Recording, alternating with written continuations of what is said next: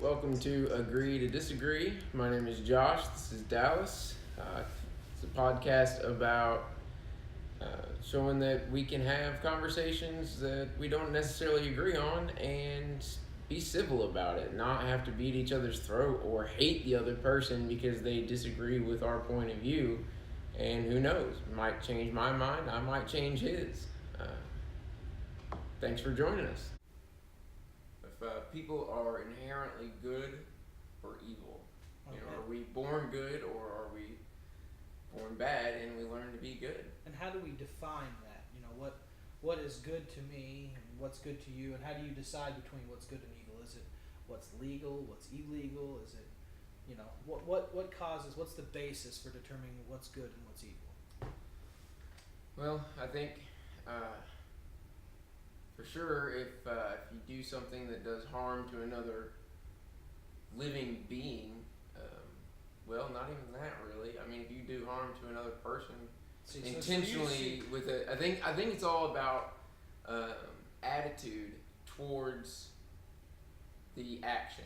If there's intent, exactly. If you mean to harm someone. If you go into it specifically with the intent to cause harm and cause destruction and cause chaos, then. See, and I think it's interesting that you corrected yourself. First, you said a living being, and then you had to step back from that and say human. And I find that interesting because I think that there's certain types of animals that we as a society accept violence towards. Cows, chickens, deer, right. Yeah. But dogs or these other domesticated animals, if for instance, if you took a Tyson chicken factory where they take the male chicks along and they run them in a conveyor belt and they shred them up because they have no use for males, they want to start females. Right. If you were to show a video of a factory doing that to puppies, oh yeah, dude, everybody would lose their mind. Up in arms. And for me, what causes that divide? So why do we say that? Well, because we've domesticated dogs. So it's just because that we keep them in our home? Sure. Well, I don't think that's the only reason. I mean, chickens are a food source. Dogs are not for us. Now somewhere, fuck. In China, they have a festival, don't they? Or is it? Yeah, I think it's China. They have a festival. I think that's interesting too because people here, because of our society and our social constraints, we find that appalling. We hear about that, we're like, can you believe those people in China do that? But really, we do that similarly to other. I think of veal. Think of what we do. Baby cow. Right. But I think it's. Oh, and veal is so good. See, I can't eat it, man. I've only had it once, and but it was really good. I have to say, it was. Now I don't really know how I feel about because I don't know. I'd have to look into that a lot more to see what it's all about. But I think we as a society have become very, very far removed from our food source. We don't. Out of sight, out of mind. We're not seeing the chickens be shredded up. So that for me, I tried to be a farmer, man. I gated my big yard in. I got a bunch of chickens. I did all this stuff, and I said either one of two things is going to happen. I'm either going to man up, be able to cut this chicken's head off and gut it and eat it and be a macho man, or I'm going to sit in my shed and cry for 2 hours because of it. And the latter happened, man. It is so gross. I don't know if you've ever done it, tried to gut a chicken and pull the... Not a chicken. I haven't gutted other animals. I've gutted a deer before. And it's foul.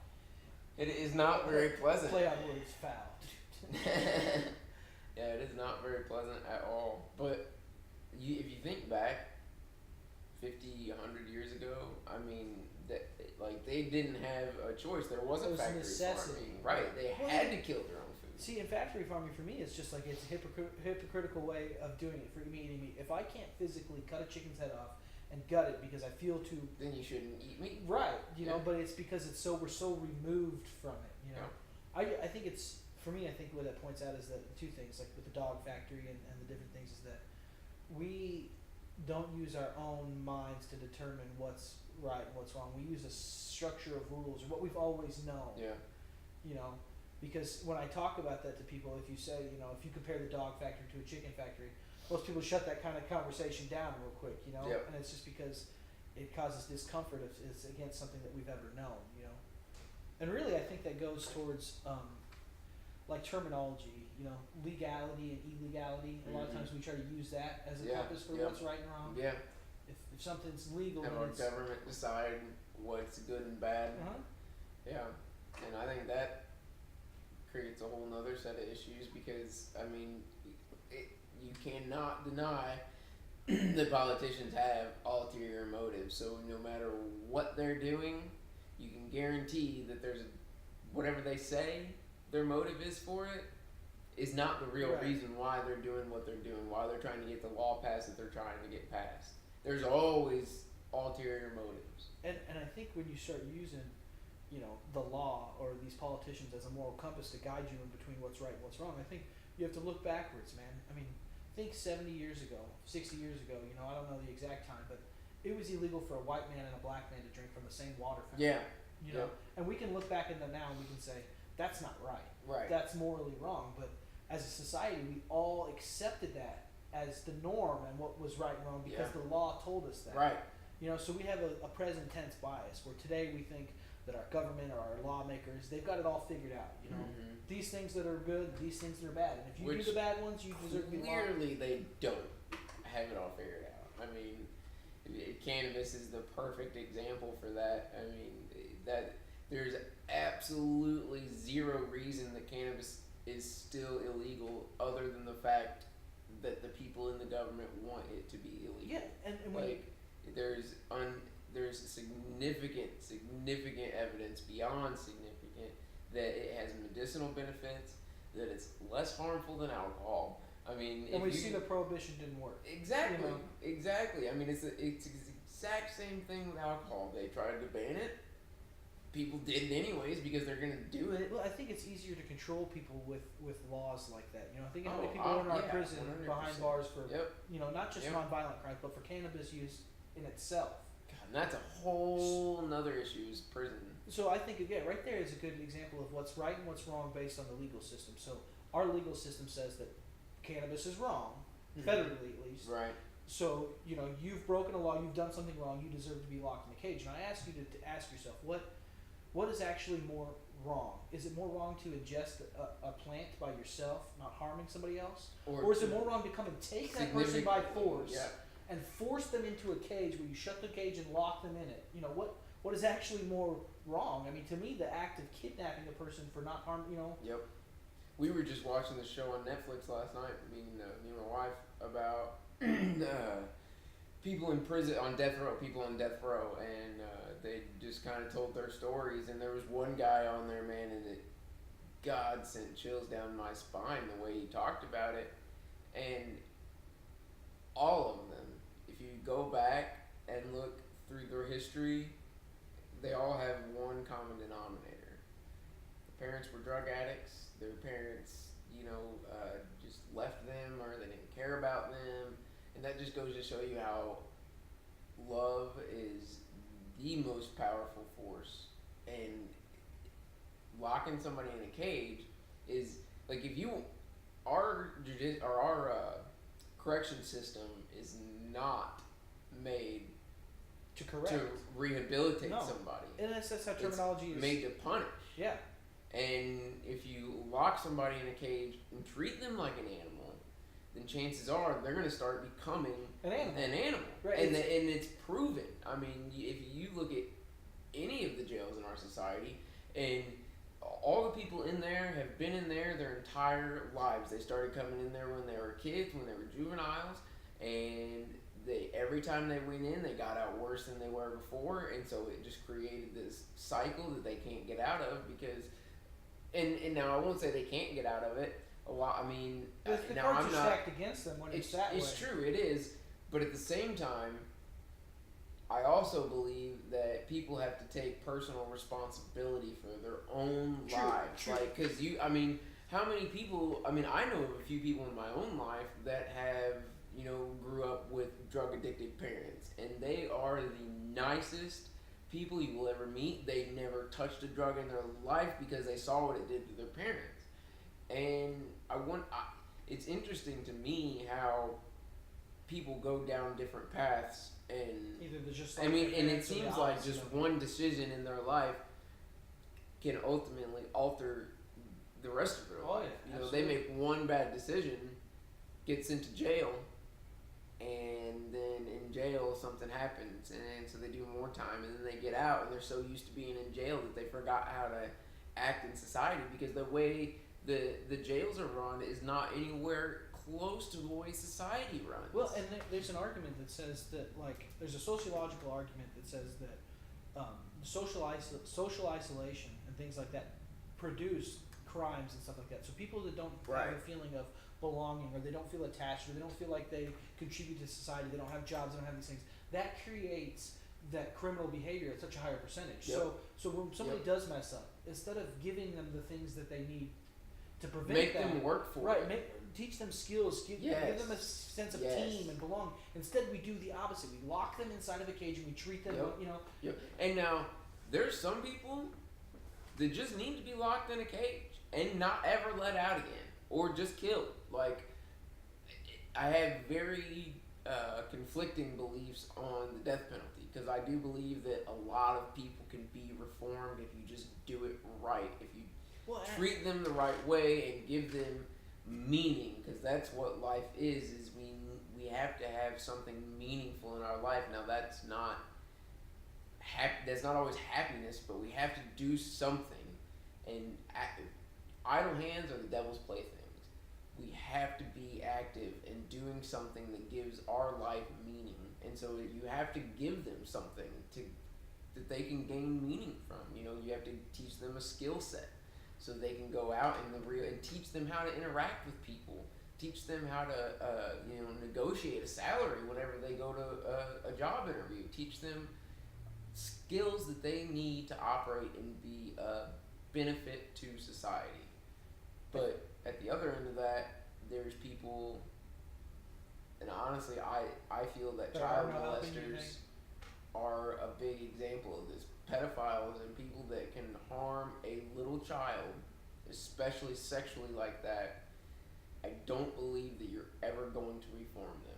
I don't believe it. I think that they have a extreme mental dysfunction of some sort. You have to be able to find some sexual gratification from an innocent child. You have to have something that's, see, and that for me shows that, like, while we do have to do something with this generation of criminals, so to speak, violent, all this stuff, I think that is a symptom of something else. I think that we need to, instead of focusing on the end result, we need to put our focuses into the beginning. What led to this? As a father, I think that most of my child's long-term development have happened and are going to happen in the first 10 years or so. Absolutely. I think I'm going to give him the moral compass, the moral determination at that age.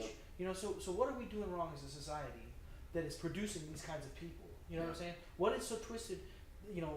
Why are pedophiles happening? And more, maybe it's happened over the years and we're just becoming more and more aware of it. I think that's part of it. I don't necessarily think that there's more coming out. or that there's more than there used to be. I think that it's just a lot more public now. You hear about it a lot more. It's just because it's out there, especially with the Me Too movement and everything. It's just I have a weird theory on it. I watched that movie. It's where they discover all the Catholic priests that were molested. Oh yeah. And it just kind of like popped a thought in my head, and they go to this one psychologist, and he says pretty much that this profession, the celibacy for the priest, these kind of constraints will create this behavior at such a percent. He says, for all the people that are forced into celibacy because of the priesthood or whatever, say 10% of them, that's not the exact number, but say 10% of them are going to become pedophiles. And when these investigators, they had a small number that was way less than this 10%. And when they used that 10% to expand their number, they found that it was almost dead on with the priests in Boston that were molesting kids. It was almost exact with that. And my thought is that, how long has the Catholic religion been around? How long have these celibate, priesthoods been around? So how many 10% of generations have been molested by these people? And if you look, a lot of times, most of the time, a person who's doing the molesting was once a victim. Yes. It's like a vicious cycle. So they were molested as a kid, which is caused this twisting. So I had to think that happens a lot. That perhaps the Catholic religion and that has some responsibility for it in our society today. Because think, like I said, how many people were molested by them 1,000 years ago, and how many of those molested became molesters, and so on and so forth. Yeah, I mean, they definitely could have played a significant. I mean, that's a really bad accusation to throw out there, but it's without just any concrete evidence. Yeah, and I think that's. Might edit that one out. No, I think that's a good point to say on the show. Yeah, I'm just kidding. While we have thoughts like this, I mean, we're just going where our mind takes us. There's no like, I'm absolutely sure about this. You know, right. Yeah. You know, the thoughts are just fluid. You know, there's no truth that can't be disproved tomorrow. Yeah, I think everybody has not necessarily pedophile thoughts, but we all have bad thoughts about bad things. Oh yeah. I mean, all of us. And it starts when you're a kid. I mean, if you look like, I mean, you have little kids. If whenever they were, like, say you have a 3-year-old and a 2-year-old, and the 2-year-old has a toy that the 3-year-old wants, and he's just gonna go take that toy, maybe hit the other kid over the head or something. You have to coach that behavior out of them. Exactly. So they didn't learn that. So I that brings me to like one of my like philosophical questions I have. Okay, so you said we all have bad thoughts, and this is kind of off topic, but a question that I have that comes in my mind is, can we determine the beginning of a thought in our head, where it came from? You know, if a thought pops into your mind, can you determine where that thought began, or does it just enter your mind? It's really hard to figure out the first point of it, right? Yeah. So then that leads me to ask, are we in control of our thoughts? Or is it just a culmination of something that started whenever I mean, what is it? Is it cause and effect? I mean, where does the first thought, where does the beginning of that thought come into your head, you know?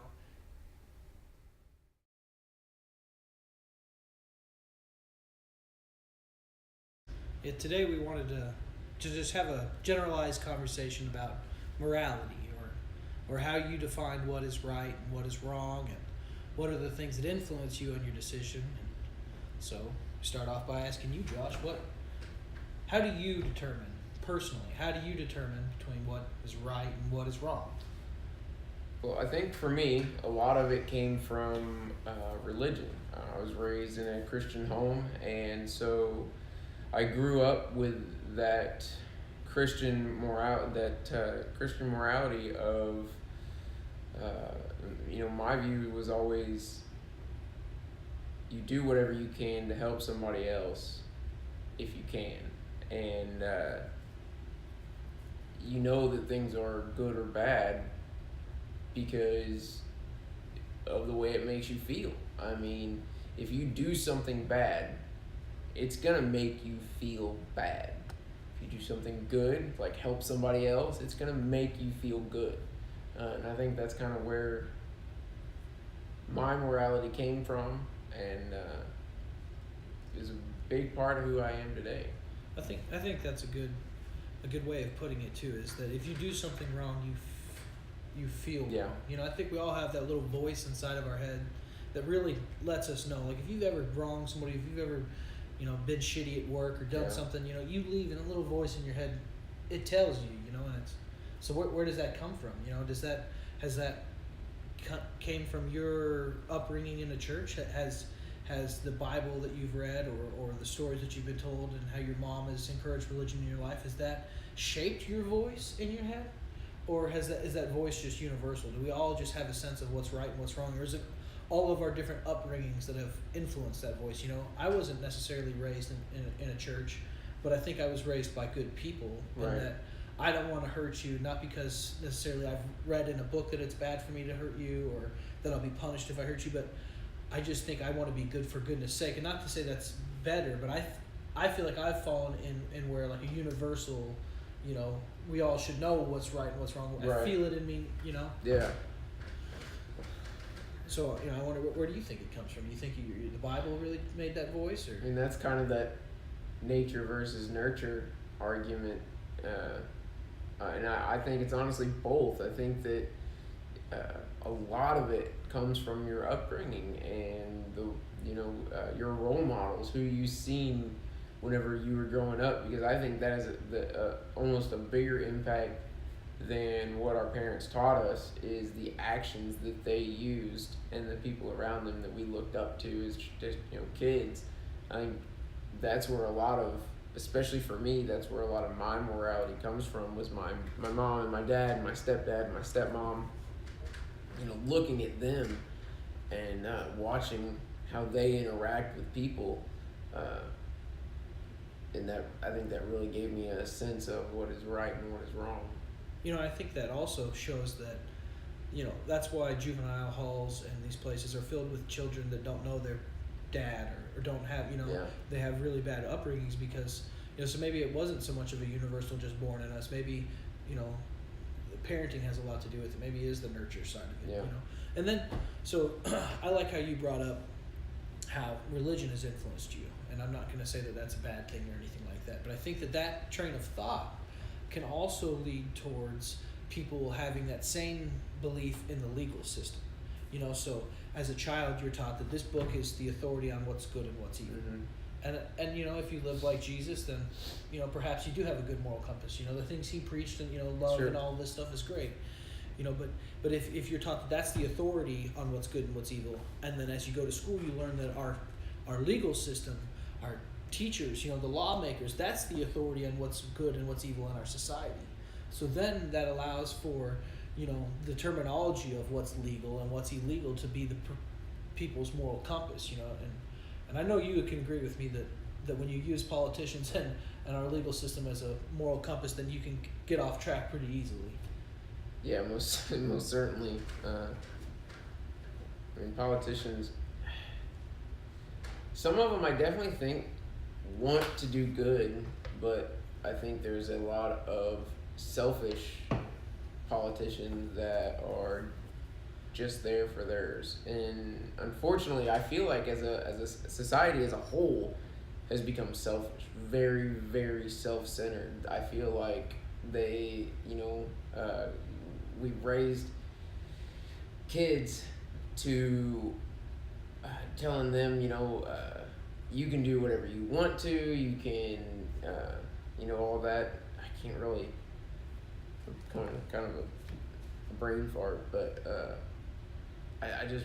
No, I mean, it makes sense. For me, I think in a very general way, in a good way, if you are just considerate of others, that is a path to goodness. Yeah. If I'm going to consider you in all my thoughts and actions, if I'm going to consider how this affects you or how I make you feel, then ultimately I should be going along the right way because I don't want to hurt you. I don't want you to feel hurt. I don't want to, And I think the consideration really is lacking in our society. I think, and that's a pet peeve of mine on a small scale. I hate going into a gas station, walking behind somebody, and then just letting the door slam in your face. God, yes. Or, I hate inconsiderate people that are rude in restaurants, just be considerate of this guy who's doing his job. Or, or the guy walking behind you. Yes. And if we got more towards that, I think that is a path of righteousness. So to speak. Right. Yeah, I don't know what's happened that has made people just really not care about other people.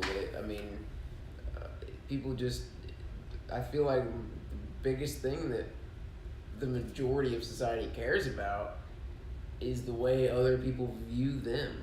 And so, in a shallow, narcissistic way. Yeah, it's really bizarre to me that, and I'm guilty of it, especially when I was in high school, man. I had a really, really hard time with wanting people to like me. So I would follow peer pressure and do whatever I thought that they thought was cool because I wanted my peers to like me. Well, and that is I was always terrified that they didn't, that behind my back they were talking about me, or I was always self-conscious that people thought that I was weird or a loser or whatever. Yeah, I think that's a great segue, and I think we all feel that way as teenagers or adolescents, that desire to fit in or to be liked, and But I think that goes to show the effects of the bandwagon, what the masses believe in. Yeah. You want to have that acceptance to them. So, it's hard to disagree. It's hard to say things that go, that aren't the social norm, so to speak, and sociology experiments show how real the bandwagon effect is, how easily we are influenced by our peers, you know. When everybody is posting this on social media, stand up for this thing, or when we have this pull, this draw to just be right along with them, to champion the same cause without even stopping to think, and I think that is how our society is so influenced with these laws of what's right and what's wrong, cannabis being illegal, or, everybody is told, everybody believes the social norm is to think that that's a bad thing, So instead of thinking independently, instead of trusting the research as we see it or whatnot, we just want to go along with what everybody else says without questioning it. Yeah. It's really weird to me that people don't question stuff more. You know, they hear newsreel and they just go with it. It's like I don't know, it's strange to me that people don't want, especially today. I mean, when you have all the all the information like in the world basically available right there on your phone, and you hear something on Fox News or CNN and you automatically just go with what they say and take their opinion on it, and you automatically view the whatever issue it is the way they view it, instead of researching it and looking into it and then coming up with your own viewpoint. And a lot of times, if you're in one of those political parties and you have a different viewpoint of what the norm is, then you're immediately ostracized and you're kicked out, cast aside, you're the black sheep, you know. Yeah, you know, it's weird, man. Having social media, whenever a topic comes up, whether it's, you know, some gay rights that the Supreme Court is discussing, or whether it's whatever it is, whatever's in the news, I can predict before I even log into my Facebook what half of my friends are going to say and what the other half are going to say, and it's based off of their political party or stance. And it's exactly what you hear. On CNN if you're Democrat, and on Fox News if you're Republican. And for the most part, this isn't every single person, but I mean, I can predict it. I don't even have to log in because I know what this half's going to say and what this half's going to say. Yeah, I think that social media has played a significant role in our society in making people more narcissistic as a whole, because you're constantly putting yourself out there and making sure that everybody sees what you're doing and likes it. They have to like it. Yes, and if you don't get those likes, then it's like devastating. Yeah, you're not socially accepted by your peers, you know. Absolutely. And I honestly, I've gotten off of Facebook, and it's not for personal. This is too much drama crap.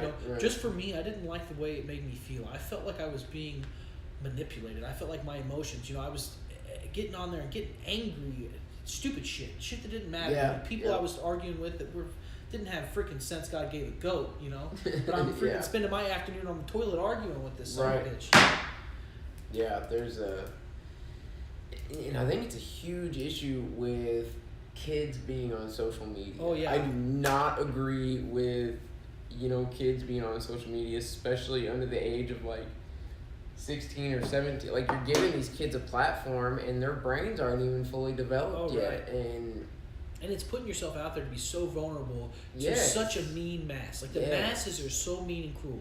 You cannot post something, some rich, famous person cannot put... Yeah, but it's like a race to see who can say the most negative shit first. Yes. Who can get the hardest zing in there. It's like these guys don't even read what the thing is about. All they're looking for it's just some fat ass down in the basement of his mom's house that's... But it affects people. It does, dude. I mean, shit, look at all of the kids who've committed suicide because of the bullying that they've encountered on social media and shit. I don't know about you, I went to a really small high school. I mean, my graduating class was, I think, 42 kids. Really, really small town of like 300 people, and like there just wasn't that much bullying in my school. Like, there was a couple of kids who were just assholes and everybody avoided them, and nobody, you know what I mean? Like, and that they had their group of friends, and that I went to a bigger school, but it was still the same thing for the most part. Like, the student body governed itself from those people. Like, okay, sure, there was the bully asshole that was trying to fight with people, and not everybody, stopped him, but nobody allowed people to pick on the mentally handicapped kid or any of that. Like, we just governed ourselves. Like, you didn't bully people this way. But when you're behind a screen, and that was like what we were talking about earlier. Anonymity on it. Well, and that separation from it. When I'm not in your face hurting you, and I'm not telling you what a piece of shit you are to your face, and I don't see the hurt on you, it's much easier. When I'm behind a screen miles and miles away, 100%. I can say these hurtful things, and it's because I'm removed from it. It's like we were talking about with the meat industry. You know, the killing the chickens and stuff like that. Food source. Yeah, you know, when we go and buy chicken from the store from the Tyson pack, we don't see that chicken butchered and head cut off and guts pulled out of it. You know, some people, if they had to witness that or do that, me personally, wouldn't be able to eat the. Yeah. You know, and it's the same thing with social media. People don't. You know, they say these things behind a screen and put it out there and don't even consider what it's gonna do to the other person. They don't care. They might even consider it. They just don't even care. Like, it's not even a forethought. Because it's become cool to fucking... Exactly. You know? It's become cool to harass people and to... Who can berate the guy the most? Who can prove him to be such an idiot the most, you know? Especially for, like, the social justice warriors. You know, if they see somebody and they think that's doing something that's not moral... They have license to just destroy that person's life. Or hate and they do, man. Like, you look at some of the news anchors... like Laura Ingraham, she said something about that David Hogg kid that was in that Parkland shooting. He was the one that got on CNN afterwards and was calling for all the gun control and everything. Anyways, he's just kind of an idiot. And she said something about him being whiny about not, because he put this post whining about not getting into these colleges, and like they were calling for her show to be taken off the air. Because she said the word whiny. Because she criticized this kid, and like if you're gonna put yourself out there like that, then you're gonna have to be prepared to take the criticism. See, I think there's a fine line too. Like we were just talking about how on social media, you know, everybody wants to jump on everybody's shit and criticize them, but in a sense, we need to have thicker skin. Yeah, exactly. It's like everybody's got a reason to have their freaking butt hurt, you know? Like, and I think some stupid reason, people are so... You can't call me this or say this, you know? I don't know. Yeah. I think that goes to what we were talking about with good and bad and morality. I think it goes to intent, you know? Mm-hmm. Like, if my intent is to solely hurt you, then, you know, I'm not doing a good thing, or maybe I'm not living as a good person. But if my intent is to maybe... to dissuade you from having that kind of behavior, and it helps that you have some growth, or, you know, maybe that's coming from a more good stance. And people, sometimes they come into it with that good mentality, but they don't go about it the right way, and they, instead of helping the person, they send them further down whatever path they were on because of the way you went about it. Because instead of saying, you know, this is what I believe about it, you know, here's my view on it, just think about that, you know, with an open mind, they immediately go, oh, you're wrong, you're an idiot, you don't know what you're talking about, how can you believe that, you're a racist, you're a bigot, you're a homophobe. Like, it's not that I'm any of those things, it's just that that's my view on it. Like, well, and I think that we need to just separate our emotions from our ideas. Yeah. You know, like I can spit out an idea 100%. to you, and like you can be like, "Whoa, Dallas, that's a racist idea," and you know, hey, like, "Whoa, I didn't realize that it was a." But now that I've thought of it, maybe you're right. Maybe. But if I come at you and go, "Oh my God, you're a racist, you're a piece of shit," then you're automatically gonna reject what I'm saying because all I'm doing is trying to tear you down and not open your mind. Right. Ideas should be fluid. We should be able to spit them out and be like, "No, that's a bad one." Oh, you're right. Let's think of a better one, or this or that. But, you know, we attach... You have to be able to explain why you think that it's a bad... Because all of the cool kids say this. Yeah, right. That's why. Yeah. I don't know anything about this law or this anything, but everybody else says so. Everybody says it. They said it's bad on CNN, so it has to be bad. Give me that water. I don't know. I think what's good and what's bad has been fluid for me over the years. You know, we had talked about the person who's done a bad act. You know, the guy who's a father of 3, hardworking guy. You know, in the parking lot, made some mistake, huffed some dust off, and ran over an old man and killed him in the parking lot. Yeah. You know, that is a terrible act. Terrible act. You know, you can't take it back. You know, but is he a bad person? You know, because he made a terrible mistake. You know, I mean, that's a really gray area, because if it's my dad that's ran over in a parking lot, I want justice for it. I'm going to want all these things. But, you know, if we take a step back and we look at it objectively, you know, this guy made a really crappy mistake. And he has to live with it. Right. He has to live with the fact that he took another human being's life. Right. So, I mean, what's the answer with him? Do we just lock him in a cage forever and, you know, take money from us to pay for his food every day? Or, I don't know, somebody told me recently, and it really stuck with me, but he said, the way he's living his life, and this is my brother-in-law Trevor, he said, he's discovered that life is going to give you all kinds of pain and hurt, whoever you are. So life is going to give you all kinds of pain and hurt, and him. So it's not my job to decide what kind of pain and hurt you need or you have, because it's going to give it to you anyways. Yeah. Like you said, that guy who ran over that old man, he's got to live with that for the rest of his life. He's, Right. I just thought it was a good way of looking at it. Yeah, it's definitely a gray area of what do you do in that situation. Because the family of that old man, they're going to want something, because something was taken from them. So they're going to want something taken from that guy. An eye for an eye leaves the world blind? Yeah. I don't know. I don't have the answer for it. I don't think anybody does. I don't think you can. I as a pacifist person, I don't even want to kill mosquito bugs, flies. I don't want to swat them. I just don't like it. Well, except mosquitoes. Yeah, I was gonna say I said mosquito, but really that's the one bug that's like kill them all. Yeah, they can all die, and that would not affect anything. That would be okay. Right, but otherwise I don't want to kill any animals. So that means I don't want to hurt any people either.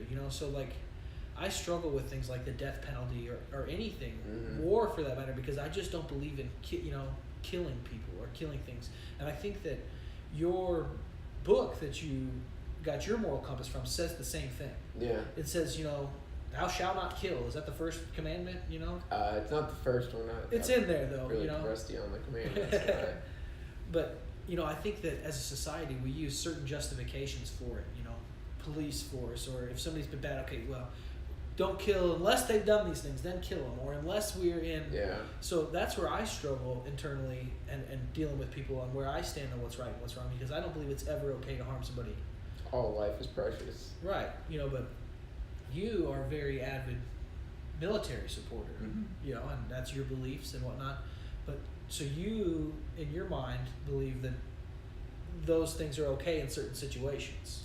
Yeah, I don't necessarily think that everything that the U.S. military has done was right or moral or just or good.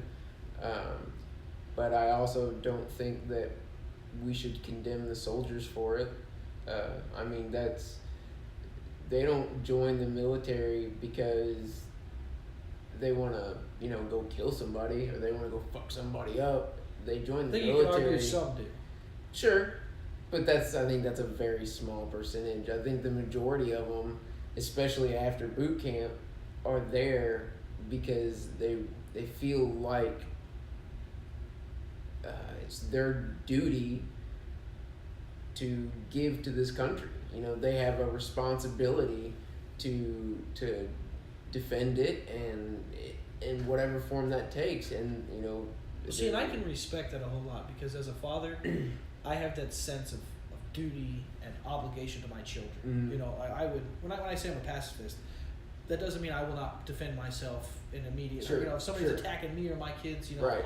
like a mama bear. Yeah. I'm ready for. Right. So I can relate to that sense of duty. It's the same thing as like a paternal or a maternal. These people feel that for way the whole about the country. But I personally think that we've been exploited for that need, that feel. It's a natural human instinct to have this protectiveness over our family. So as a country, we're given that sense of family with our whole country, and then that's used to make our soldiers go across seas into these violent situations. Yeah. I don't feel like there's people in our house trying to hurt our children. If somebody's in our house in America trying to hurt our children, I'm right, desperado out but there. not going out to handle other people's issues. I have conflicting views on that, because I feel like, in my views, if you have the ability to help somebody, then you have a moral obligation to help them. Yeah, oh yeah. So these other countries that need our help, now the help help we give it isn't necessarily the right way to do it, but I think that's. And I know that there's ulterior motives behind it, right. But to the soldiers. Now I'm just talking about the soldiers, to the individual, private. Well, I get why they believe it and why they are willing to do it, but right. What I think is that line that you just drew, where you say we're helping people. I think that is a term that is generously used. Sure. Helping. How are we helping certain countries by going over there and exploiting their natural resources, Sometimes taking their worse. poppy? Sometimes we make it worse. And now I don't think that those situations like that are as widespread. I think that's a very, very small percentage of the issues. Well, okay, name one country that we've been in recent years, even 50, 60 years, that we've had military conflict in that is better now than it was before we got there. South Korea. Is it really better in South Korea? I mean, because when we left the Korean Korean War, way better than North Korea. I mean, that we're told. But, I mean, look at Vietnam. Look at Iraq. I mean, are these places truly improved? Sure, maybe not. But what would happen if we didn't? I don't know. They would, the same thing that's happening in Mexico. I mean, there's absolutely no denial that the Taliban terrorists. I mean, that their viewpoint was to kill and harm anybody who didn't have the same belief as they did. See, I struggle with that because and why my viewpoint, I think yours is very different on this, is because I don't necessarily believe the images I'm shown of terrorists and these letters and these things.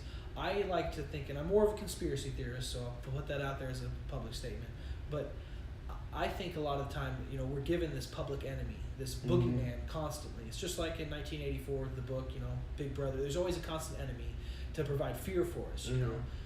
So I don't necessarily, I think that they use the word terrorist, and it's such a beautiful term for these governments because it's an unbeatable war. Like if I'm going to war with Iraq, specifically the country Iraq, there's a definite, I'm going to beat this country. But when it's the term terrorist, it's such a spread out thing that it's a constant war. That's where I think we part militarily is because I don't believe the enemies, or I think we're being lied to is how I feel. Okay. I mean, could be, but I think if you talk to some of these soldiers, they can definitely tell you that there's some evil people out there that want to do significant harm to other people specifically just because of the reason that they don't believe the same thing that they do. And I mean, and it's, I don't know enough about it. I really don't to talk knowledgeably about it. And really, the military is a conversation that we plan on having on a later podcast. Sure. We're just kind of touching it. Yeah, definitely. And I definitely have to do a lot more research in our previous me as well. I'm making incursions and what we've done, but I 100% believe that the intentions are good. And for that podcast, we'd like to bring on some experts in that area, some veterans, some people that do have more of a first-hand knowledge, so we're not just talking, out our ass. Right, have some credible sources in the matter. Yeah, for sure. But I think that's a good point for our first podcast here, is to show how simple it is for us to both have a different view on it. Neither one of us had to raise our voice, right? Yell, stomp on the table. Don't get mad at the other one for not believing it. Right. Like, it's just that's what we view. Like that's how we believe, and if you don't agree, then you don't agree. It's not a big deal. I mean, so what, And really, iron sharpens iron. Our ideas. Yeah, exactly. Every time we're arguing them, we're just sharpening our own or the others, or we're building on them. Because that makes you question your own beliefs, and then you have to go and dig into your beliefs and realize why you believe what you believe. Right? How much do I really know? Because that's the only way that you can effectively argue your views is by knowing why you have those views. And going into the research with an open mind. A lot of people, if they have a certain viewpoint on a topic, they research for that result. You can't. That's not how science works. It's not how philosophy. You have to go into it where the logic takes me. Yep. Wherever the logic takes me. Not looking for a specific outcome. Well, and I think that's hard too, and I think it's hard for the military topic because I think we have such strong ties to it. You have stepsons that are in the service. People have sister in the service. Right. My stepdad served. I mean, veterans, a lot of grandpas, family, stuff like that. So a lot of families. Grandpa served in World War II. I get that, so a lot of times, you know that your loved one has sacrificed so much, and whether the cause was just, they believed it was, and I do feel strongly about World War II. That was the best generation ever. Those people, for sure. So I do see where there's this tie to where if somebody does take my stance on it, a more pacifist, not wanting to have military conflict, it's taken in a very harsh way, like, like they're like you're anti-American, or like you're anti-patriot, or you don't love the country, or which is obviously not true. I mean, you can disagree with what the military does and still love the country and still love the soldiers and still respect the soldiers, just not I like agree with what the military as a whole are doing. I think a lot of people that have the opposed to the military view, they don't have a knowledge of the history of things, Sure. And I like to think of myself as a student of histories of wars and stuff, World War II, being knowledgeable about the sacrifices these people made.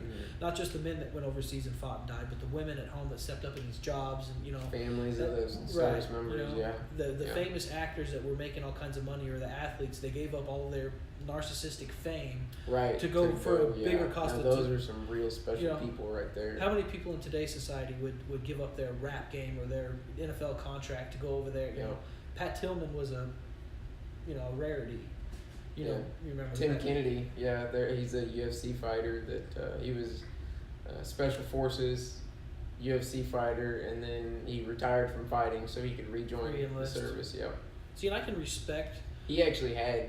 I might be wrong, but if I remember correctly, he actually had the Taliban or some terrorist organization put a hit out on him.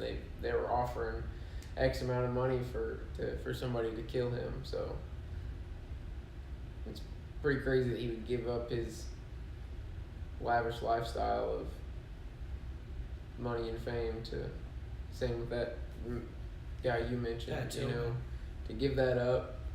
He had such a sense of obligation too that he went for a tour, and he really did not.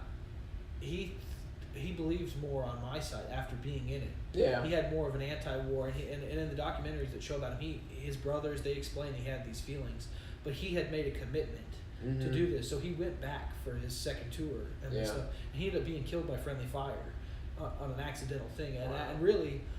The media sources and stuff, they wanted to make him out to be this just incredible patriot and all these things, when he really was very against the war. He was very, but they use them as puppets to portray this, Yeah, it's amazing how dishonest the media can be. I mean, they'll spin anything so it fits their narrative, and it's really sad that they can't just put out the objective truth, Well, and with such a limited controlling forces of the media, I think there's like 6 corporations that own every media outlet. Right. I mean, so there's very few agendas, and they're all they're all connected and brothers that own. Sad state, but it's just the way it is, I guess, for right now. So that brings me to a question for you, Josh. When we talk about good and evil, there is an argument, and I can't think of the exact philosopher, but there's an argument about where is it equal an act against one as an act against many? If I kill one person, is it equally as a bad person if I killed 1,000 people? And there's some people that believe that just the act on one person is equal. If I'm going to hurt some, and that's to say it's simply, when there's an argument of killing one to save many. Yeah. People will think that act against the one is just as evil as if the other, If all the rest of them died. I wondered how you felt about that. I think that's an argument for a military too. I think that when you think of it, you think of you're harming an individual to save many. Yeah, I think it's all in the context that you're doing it in. I mean, if say back to your intent. Say I just exactly. Say if I just kill one person because I didn't like them, whatever, they did something to me, fucked me over, whatever, and I killed them.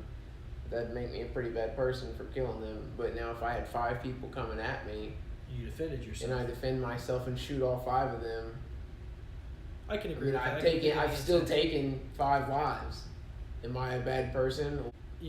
Would you kill one person to save 100 people, even if that was an innocent person? Say there's an old lady walking down the road with a bag, and you were given an ultimatum, end her life to save. Yeah. Would you? I don't know. Because that's saying is her. I don't know what I would do. Is the cumulative life of the many worth more than the individual life of hers? Yeah. And I don't know that answer either. I err on the side of not harming anybody, so I don't know I would be able to do it, even if it was saving. Yeah.